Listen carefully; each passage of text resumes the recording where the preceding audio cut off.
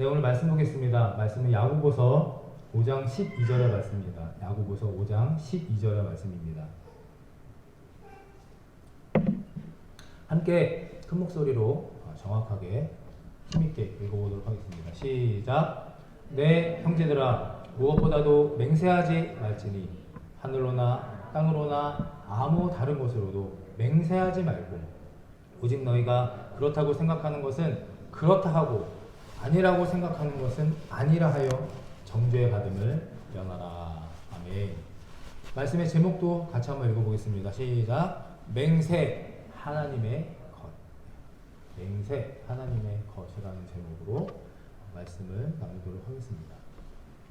대한민국 사회에서는 때가 되면 청문회라는 것을 합니다. 청문회. 네, 다 아시죠?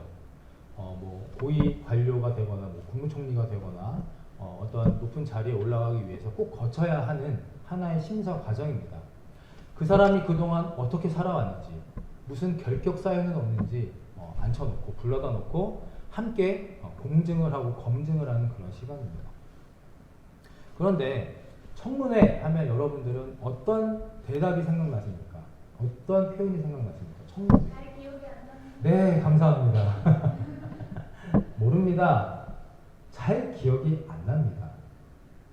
말할 수 없습니다. 나중에 서면으로 대신하겠습니다. 이런 대답이 거의 주를 이룹니다. 보면서 어떻게 하나같이 다 똑같을까? 너무 답답하기도 하고. 그런데 그 청문회를 시작하기 전에 꼭 먼저 거치는, 증인들에게 거치는 절차가 있죠. 바로 진실을 말할 것을 선서하는 겁니다. 청문회에 앉기 전에 서서 사람들 앞에서 손을 들고 나는 진실만을 말할 것을 선서합니다. 여러분들은 그 증인들의 그 맹세와 선서를 다 믿으십니까? 믿지 않으십니까? 저는 그 맹세를 선서를 할 때마다 저거 진짜일까? 가짜일까? 생각을 많이 해봅니다.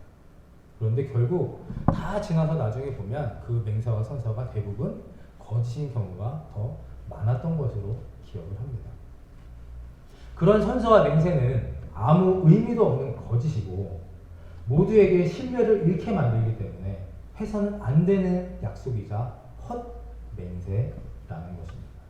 오늘 본문으로 들어가 야고보도 우리에게 그 예루살렘 교회 성도들에게 이렇게 권면합니다. 첫 번째입니다. 같이 읽겠습니다. 시작. 어떠한 맹세도 하지 맙시다.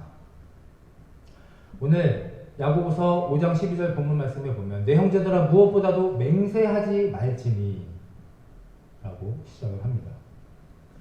세 번역 야고보서 5장 12절에도 야고보 사도가 인용해서 이 산상수훈 마태복음 5장 예수님의 말씀을 인용해 왔습니다. 마태복음 5장 33절 37절을 보면 예수님께서도 똑같이 산상수훈에 말씀하신 부분이 있습니다. 세 번역으로 제가 표기를 해놨는데 제가 읽어보겠습니다. 옛사람들에게 말하기를 너는 거짓 맹세를 하지 말아야 하고 내가 맹세한 것은 그대로 주님께 지켜야 한다 한 것을 너희는 또한 들었다. 그러나 나는 너희에게 말한다. 아예 맹세하지 말아라. 하늘을 두고도 맹세하지 말고 그것은 하나님의 보좌이기 때문이다. 땅을 두고도 맹세하지 말아라. 그것은 하나님께서 발을 놓으시는 발판이기 때문이다. 예루살렘을 두고도 맹세하지 말아라. 그것은 크신 하나님의 도성이기 때문이다. 내 머리를 두고도 맹세하지 말아라.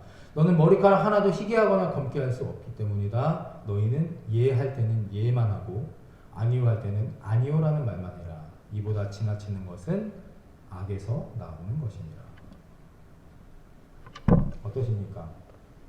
오늘 저는 여러분과 함께 이 맹세, 다른 표현으로 약속, 신뢰, 맹세라는 것에서 함께 좀 묵상을 해보고자 합니다. 요즘은 맹세를 너무나 쉽게 하고 맹세를 너무나 우습게 여기는 시대가 되어가고 있는 것 같습니다. 여기 결혼하신 분들 결혼 서약할 때 그 어떤 마음의 감동과 결단과 그때 그 상황이 기억이 나시나요?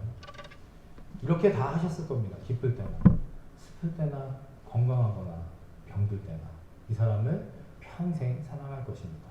그리고 반지를 껴드리고 함께 그런 축복의 시간을 가져 지나쳐 왔을 것입니다. 그때의 맹세를 지금도 잘 지키시고 계십니까? 저는 대답하지 않겠습니다. 요즘에 한국에, 여기 캐나다는 제가 잘 모르겠고, 한국의 20대, 30대 결혼한 커플들이 이혼율이 몇 퍼센트나 되시는지 혹시 아십니까? 이혼율, 요즘에. 저는 잘 놓으셨다가 정말 깜짝 놀랐습니다. 아무리 세대가 그렇다 할지라도 40%에 육박합니다. 이혼율이. 36%, 7%가 된다고 합니다. 여기 청년들이 있는데 당연히 좋은 교회 청년들은 그렇지 않겠지만 신중하고 분별력 있게 결혼하겠지만 한국에 있는 청년들은 대다수 10커플이면 한 3, 4커플은 이혼을 한다는 그런 현실입니다. 그것뿐이겠습니까? 재판정, 우리가 죄와 어떤 벌을 이렇게 평가하는 재판정에서 진실보다 돈을 앞세운 위증이 승리할 때가 많습니다. 그래서 이런 말도 생겨났습니다. 다 아시겠지만 유전 무죄, 무전 유죄. 돈이 있으면 무죄고 돈이 없으면 죄라는 것이죠. 야고보가 살고 있던 이 당시의 시대의 유대인들도 저희와 별반 다르지 않았나 봅니다. 맹세를 쉽게 하고 지키지 못할 그런 약속을 많이 했다고 합니다. 특별히 유대인들은 이렇게 많이 맹세를 했다고 합니다. 하나는 그래 하나님의 이름을 걸고 내가 맹세를 할게. 두 번째는 하늘과 땅을 걸고 맹세를 할게. 오늘 본문에 나와 있는 표현입니다. 어떤 게 더 가치가 있고 어떤 것이 확실하게 지켜야 되는 맹세일까요? 당연히 하나님의 이름을 걸고 하는 맹세를 지켜야 할 것입니다. 그런데 야고보는 그것뿐이 아니라 하늘과 땅을 걸고도 하는 맹세도 하지 말아라 라고 이야기합니다. 지키지 못할 맹세 아예 시작하지 말라고 그렇게 강력하게 권고합니다. 여러분들은 어떻게 생각하시나요? 혹시 이렇게 반문하시는 분도 계실 겁니다. 아 그럼 소소한 약속이나 어떤 다짐도 하지 말라는 것입니까? 맹세라는 이 단어의 국어 사전적 의미는 이러합니다. 맹세, 꼭 실행하거나 이루겠다고 굳게 다짐하다. 꼭 이루겠다고, 실행하겠다고 굳게 다짐하다. 이게 국어의 사전적 의미입니다. 그런데 성경에서의 맹세는 조금 다릅니다. 앞에 보시면 화면에 헬라어로 옴노라는 단어로 표기가 되는데 이 단어의 뜻은 거룩한 것을 붙잡는다라는 뜻입니다. 성경에 쓰이는 맹세의 단어는 국어의 사전적 의미와는 조금 다르게 거룩한 것을 붙잡다라는 그런 의미가 있는 것입니다. 그러니까 거룩한 것을 붙잡아서 내 약속, 내 결백, 내 말이 옳다라는 것을 강변하는 것입니다. 성경에서는 거룩한 사람을 제사장이라고 표시합니다. 거룩한 시간을 안식일, 어떤 하나님의 절기라고 말합니다. 그리고 거룩한 장소를 성막, 성전으로 말합니다. 거룩한 이름을 누구라고 표현합니까? 하나님이라고 성경은 말하고 있습니다. 그렇기 때문에 하나님이 된 내가, 하나님의 자녀가 된 우리가 구원받은 성도가 맹세한다는 것은 내 말로 끝나는 것이 아니라 하나님의 이름을 자연스럽게 걸고 들어가게 된다는 것입니다. 내 말이 참되지 못하다, 좀 빈약하다 이런 것을 입증하지 못할 때 자연스럽게 하나님의 이름을, 거룩하신 하나님의 이름을 붙잡고 그렇게 맹세를 하게 된다는 것입니다. 그래서 사도 야고보는 지키지 못할 맹세를 하게 되면 나 자신의 의도와는 상관없이 하나님의 이름을 망령되이 일컫는다. 십계명 3번에 나오는 구절입니다. 하나님의 이름을 망령되이 일컫지 말아라. 저를 한번 따라해 주시기 바랍니다. 맹세 하나님의 것입니다. 성도의 맹세는 하나님의 것을 붙잡고 이야기하고 말하는 것입니다. 목사인 제가 세상 사람들이 보신 여기 목사인 것을 다 아는데 제가 하나님의 이름을 굳이 거론하지 않더라도 세상 사람들은 자연스럽게 좋은 교회와 하나님의 십자가를 떠올리며 저의 말을 듣고 저를 신뢰할 것이라는 이야기입니다. 하늘과 땅을 걸고 맹세하더라도 좋은 교회 목사라는 것에 더 큰 비중을 두게 될 것입니다. 왜냐하면 우리는 구원받은 성도이기 때문입니다. 여러분도 마찬가지입니다. 여러분들도 구원받았고 천국의 백성이며 좋은 교회에 출석하시는 하나님의 자녀들이기 때문에 여러분의 말 한마디, 행동 하나가 바로 하나님과 십자가를 드러내는 도구로 사용되어진다는 것입니다. 야고보서는 수신자가 정해져 있는 그런 편지입니다. 우리 야고보서를 같이 공부하시는 분들은 들으셨지만 야고보서의 수신자는 처음 교회를 나오기 시작하고 하나님을 알아가는 사람들이 아닙니다. 야고보는 예루살렘 교회에 이미 구원을 받고 하나님을 예전에 만나서 신앙생활을 오래 한 최소 몇 년 이상 모태신앙을 거쳐온 그런 성도들에게 이 야고보서를 편지로 전하고 있는 것입니다. 1차는 그 당시 흩어져 살고 있던 12지파의 그리스도 유대인들이었고 2차로는 하나님을 믿고 따르는 구원받은 모든 백성들에게 쓴 편지입니다.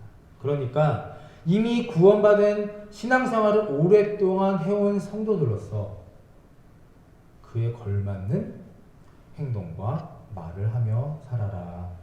그렇지 않으면 너가 당신이 의도하지 않았더라도 자연스럽게 하나님을 욕되게 하고 하나님의 이름을 망령되이 일컫게 된다라고 말하고 있는 것입니다.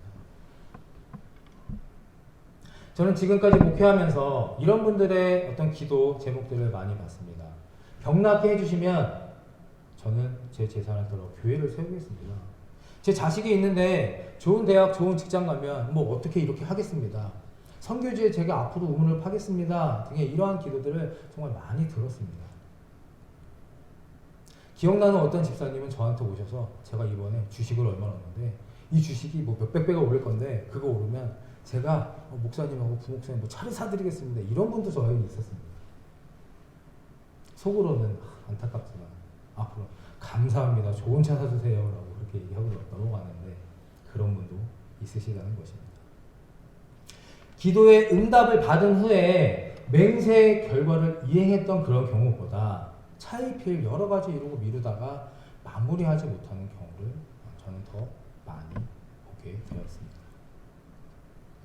마태복음 26장 33절 35절의 말씀, 우리가 잘 아는 말씀인데 다 함께 세 구절을 크게 한번 좀 읽어보겠습니다. 시작. 베드로가 대답하여 이르되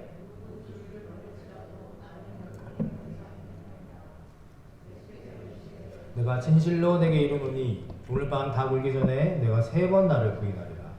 베드로가 이르되 내가 주와 함께 죽을지언정 주를 부인하지 않겠나이다 하고 모든 제자도 그와 같이 말하니이다. 우리가 너무 잘 아는 말씀 내용입니다. 예수님의 수제자라던 베드로가 어떻게 하였는지 우리는 이미 잘 다 알고 있지 않습니까? 말은 쉽게 하지만 맹세와 약속을 지킬 자신도 없고 그런 인격도 갖추지 못한 인간이 바로 나 아니겠습니까?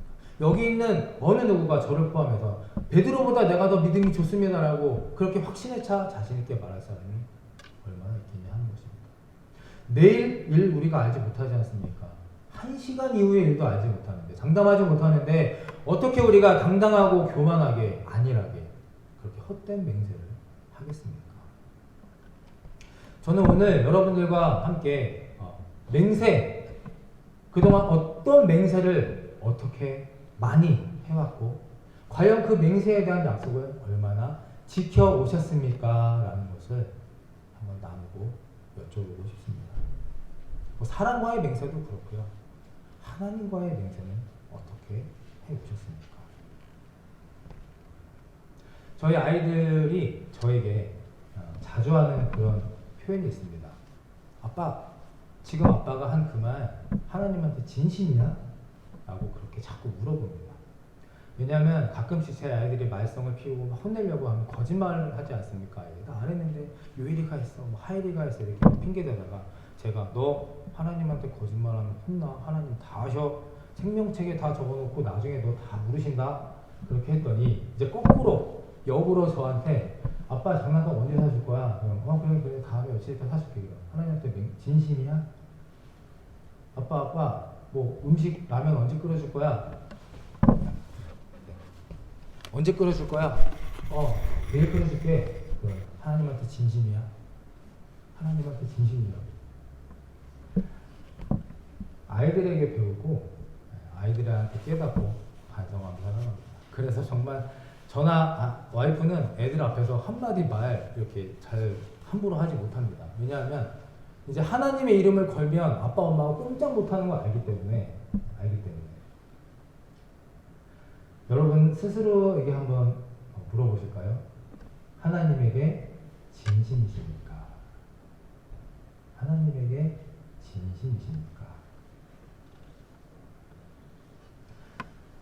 사도 야고보가 하늘과 땅을 걸고 맹세하지도 말아라 라고 하는 것의 진정한 의미는 첫째, 지키지 못할 헛맹세는 하지도 말라라는 것이고, 둘째, 맹세를 하게 된다면 너희들은 구원받은 성도이기 때문에 하나님에게든지 사람에게든지 무조건 지켜야 한다라는 것입니다.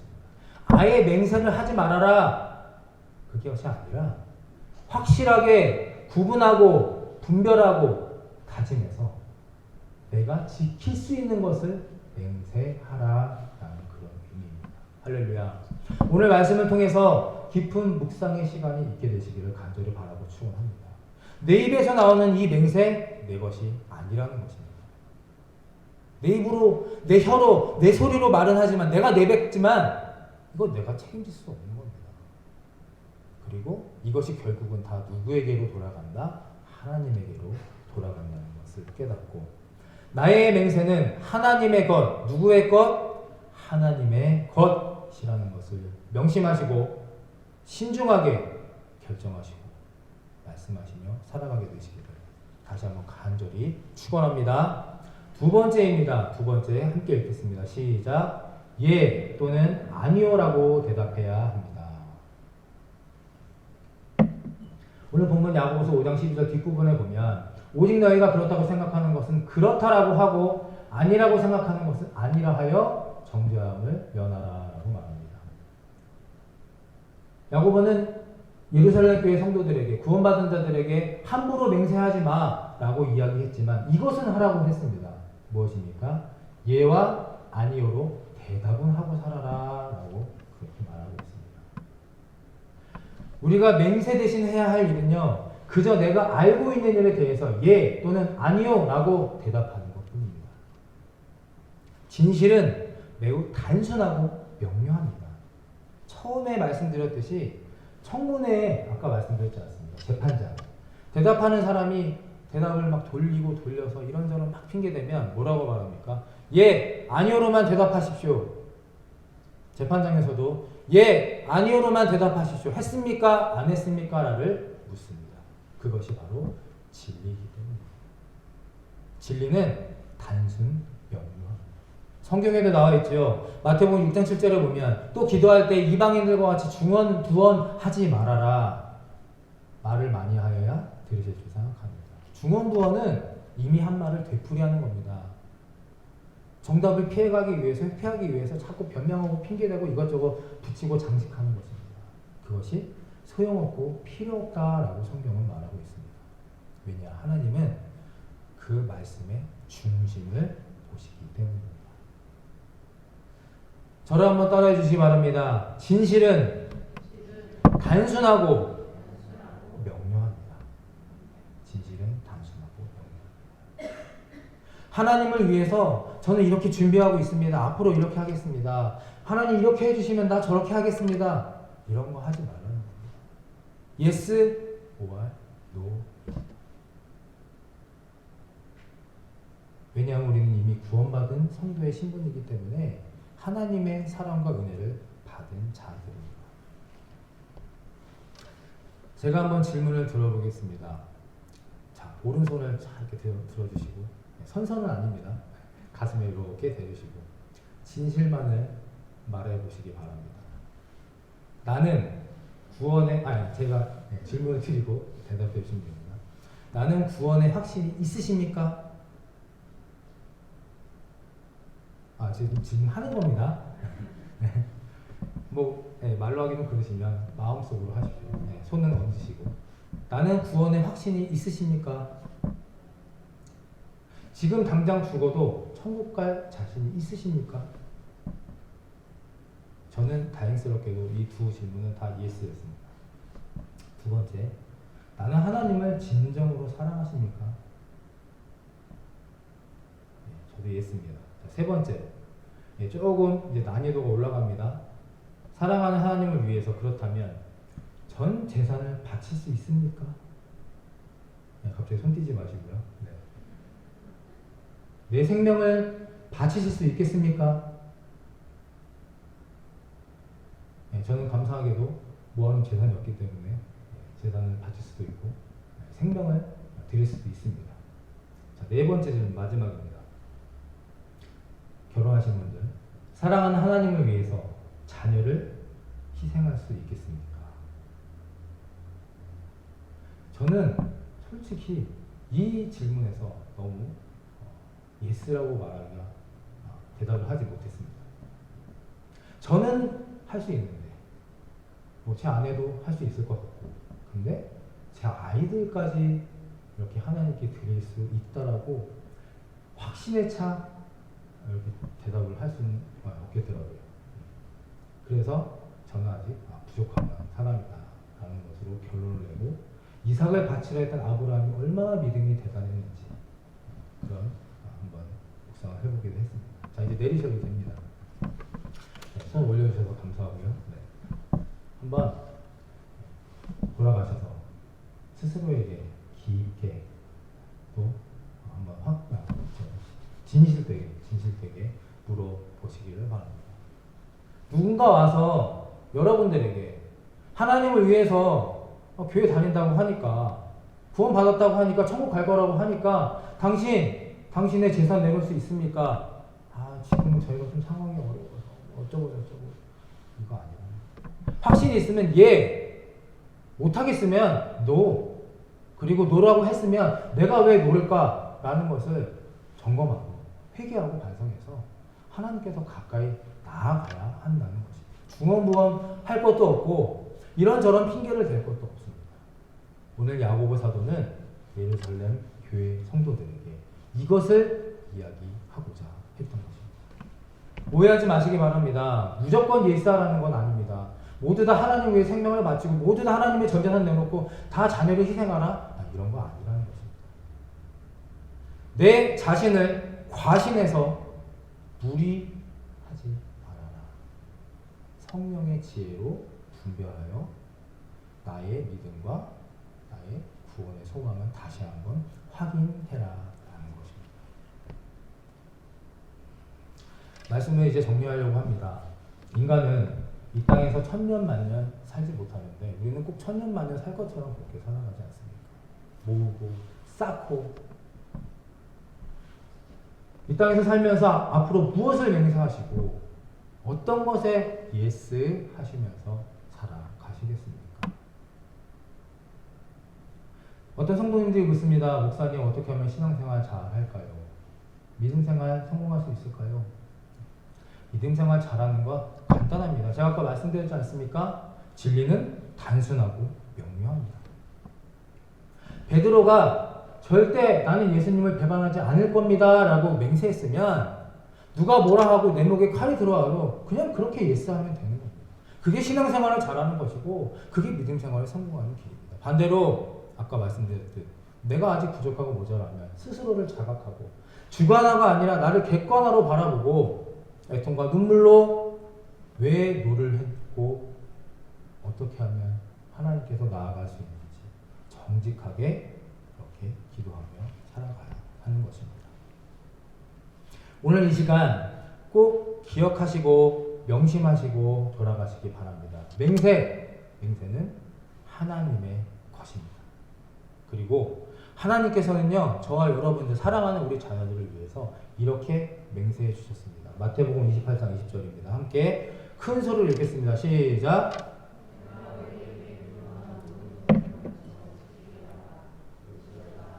내가 세상 끝날까지 너희와 항상 함께 있으리라. 아멘. 하나님께서도 우리를 향해서 이렇게 맹세해 훗날까지 어떤 일이 있어도 너희들을 버리지 않고 배반하지 않고 뒤돌아서지 않고 너희와 항상 함께 있으리라.